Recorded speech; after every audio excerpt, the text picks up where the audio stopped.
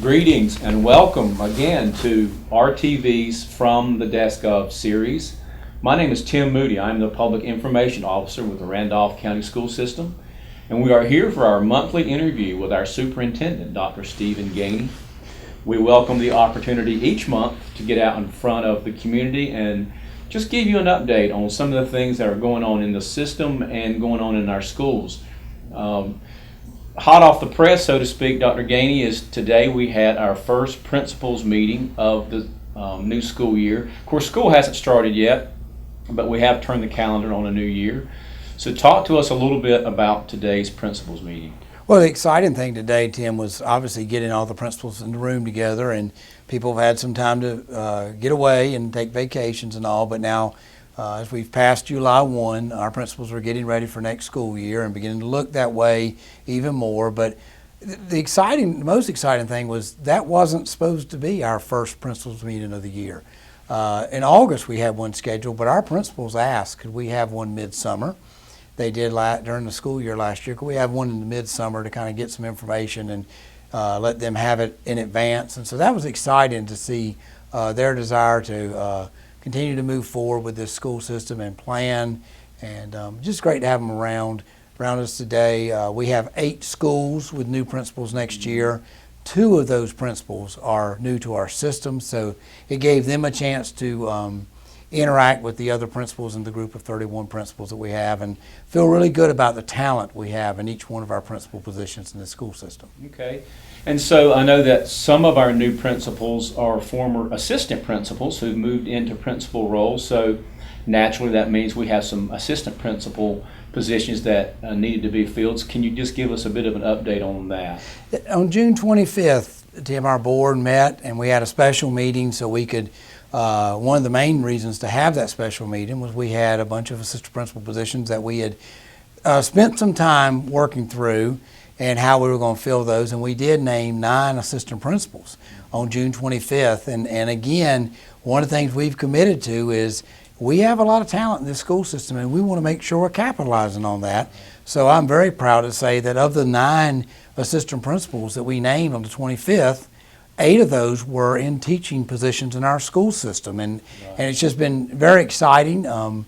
We named, I have my list here, Tim, I'll make sure I don't miss anybody. Okay. Shay Grosh went to be the assistant principal at Uwharrie Middle. She's coming to our system from a neighboring school system. Larry Hill is going to go to Southeast Randolph Middle. He's been at Southwest High School for the last couple of years. Judy Cagle has been the lead teacher at Trendale Elementary, and she's going to be the assistant principal at Randleman Elementary. Cindy Walker has been lead teacher at John Lawrence Elementary. Mm-hmm. She's going to go be assistant principal at Trinity Elementary and Trendale. It's a combination job. Stacy Holden has been a lead teacher at Randleman Elementary, and she's going to go to a combination assistant principal position between Farmer Elementary and Tabernacle. Amy Garner has been a counselor at Southmont, and now she's going to be the assistant principal at Southmont and the assistant principal at New Market.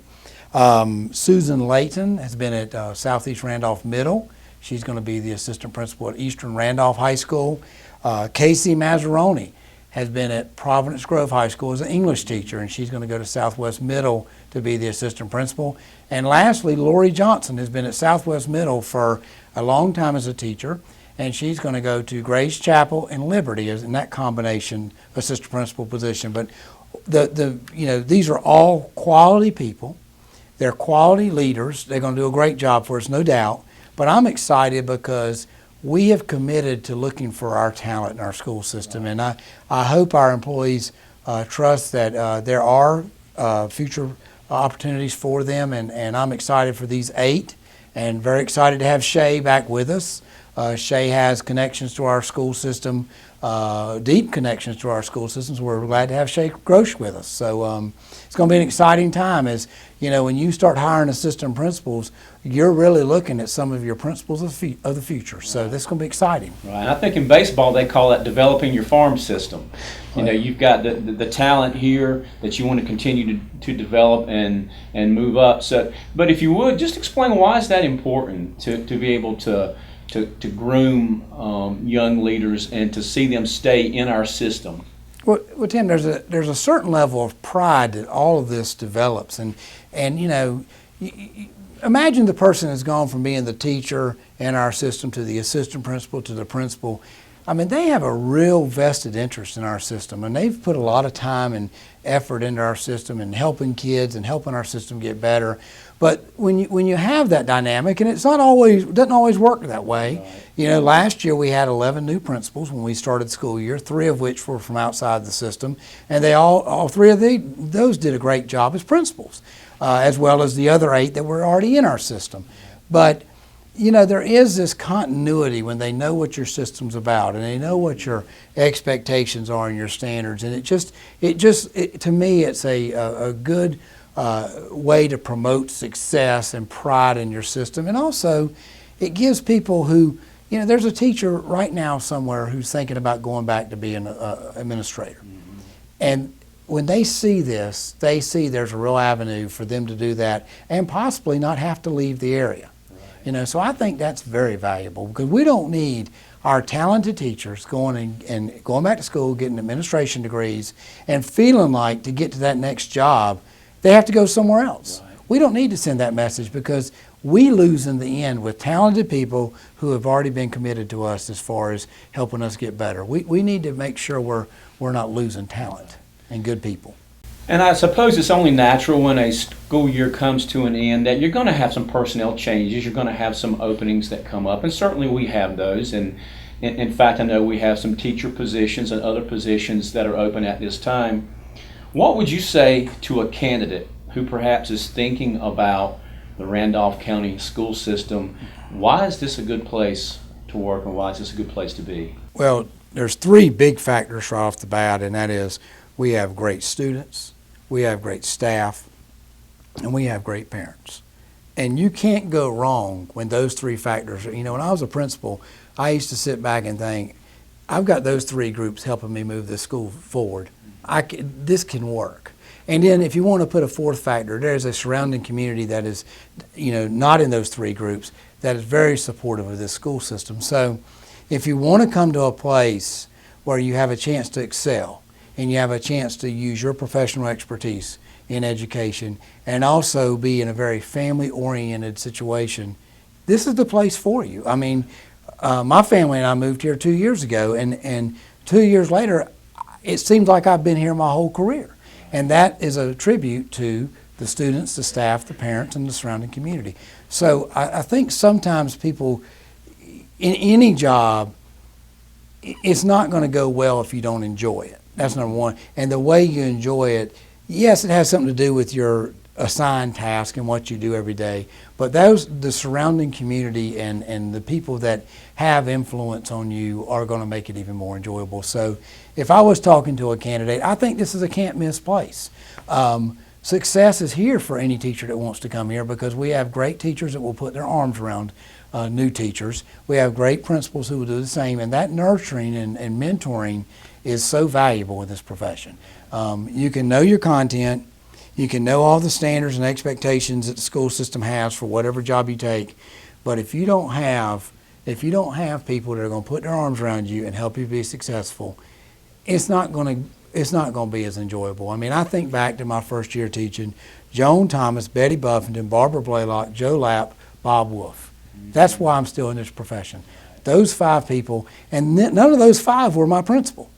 There was another person there, Tom Dixon, my principal. I mean, I think they committed to I wasn't going to fail. And they also committed to I was going to enjoy that setting and be comfortable there. And I'll forever be grateful to them, because 5 teachers and a principal really went to bat for a young teacher. And they did that all the time. That's why it was a very successful school. They did that all the time with new teachers.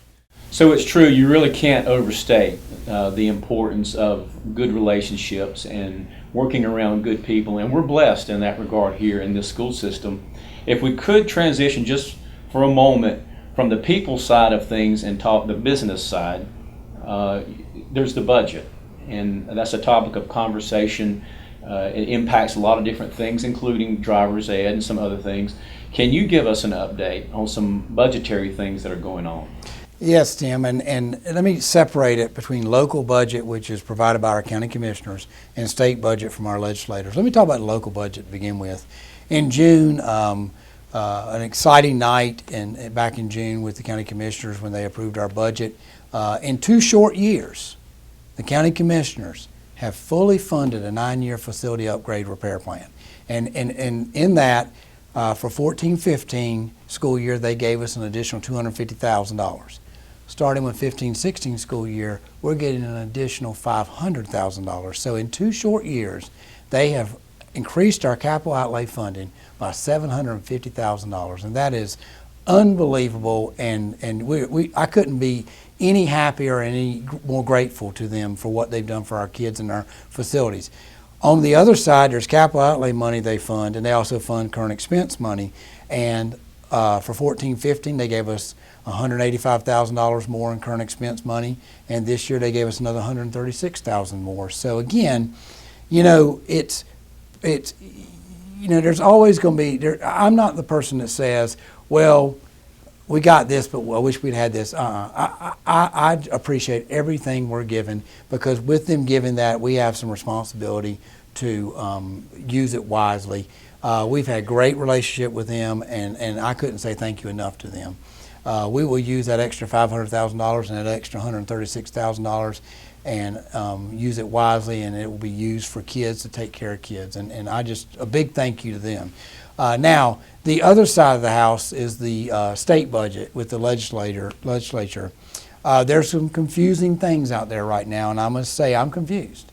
2 big concerns out there right now are driver's education and teacher assistants. And the teacher assistants, we don't know where that's going to fall.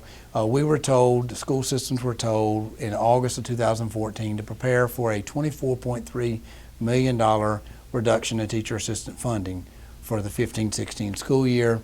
When we get a statewide cut, about 1.27% of that is ours for the Randolph County school system. So that we knew that was going to be, we need to be ready to lose about 15 teacher assistant positions, and we prepared for that, and we're ready for that. But now one version of the budget has come out with a much higher cut. So we're concerned about that, but the budget season is not over at the legislature. The House and the Senate have got to come together somewhere on their budgets, because the budgets are very far apart. Now, the other piece out there, and back to teacher assistants, we're fine to start school, but where it ends, I don't know, and we're going to hope for the best there. We have put ourselves in a position what we were prepared to do, where we wouldn't impact anybody's job, so we hope we can move forward with that. Driver's education, I don't know where that's going to land, Tim. Very far apart, both the House and the Senate, whether the funding's coming or not. Right now, driver's education is on hold in the Randolph County school system.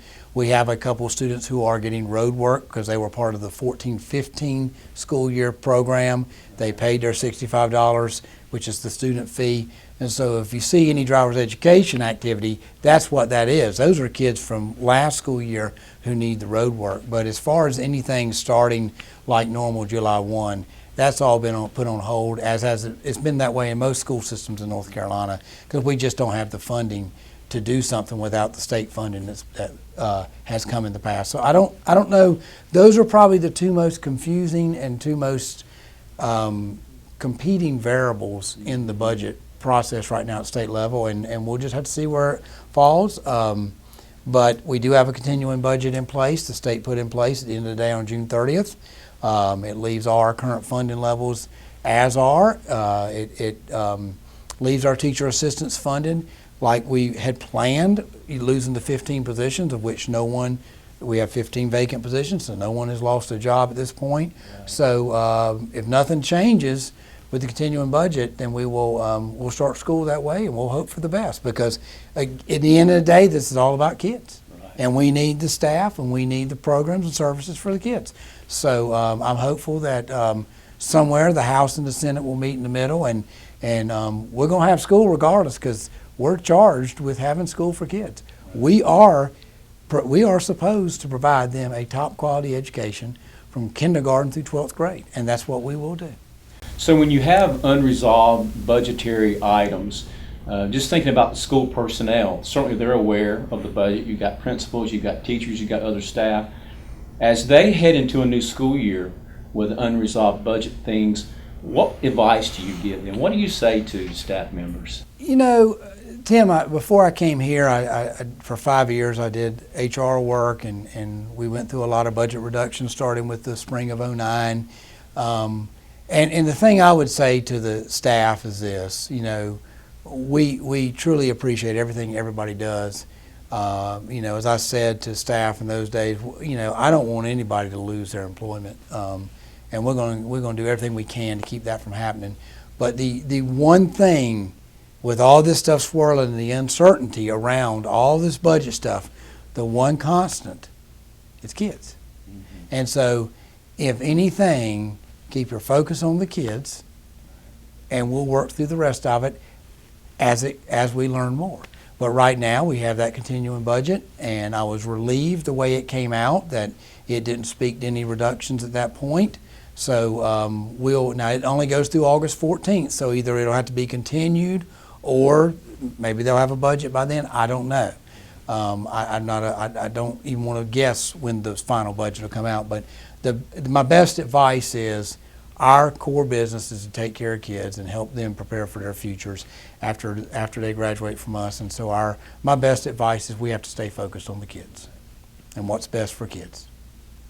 So Dr. Gainey, our next Board of Education meeting is going to be this Monday, July the 20th, if I'm not mistaken. That's the date. Can you just give us an update on the board and some things that are going on there? Well, Tim, you know, what I would say about the board is they work very hard.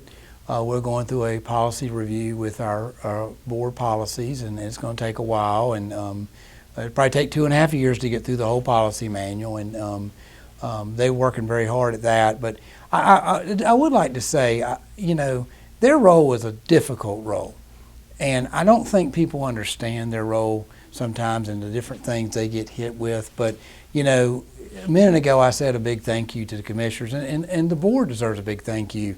Very quietly, this Board of Education has continued to step up to what needed to happen in this school system. And when I think back over the last year, you know, you have your board meeting schedule and you want to hold to it as much as possible, but I don't think many people realize the board met 3 times in June. 2 of them were scheduled. One of them is a special early meeting we always have at the beginning of June for some personnel things. Then we had a regular meeting, I think June 15th. But then we had a very, very productive 3rd meeting, June 25th. And just a big thank you from me, because staff appreciated that more than the board will ever know. We really did appreciate it because we had some budget things to close out, and we were able to do the assistant principals, the hiring of those assistant principals, which we were excited about. We had gone through that process. We'd intentionally waited to get into the summer to work on those vacancies. And I just think sometimes that goes unnoticed by the public.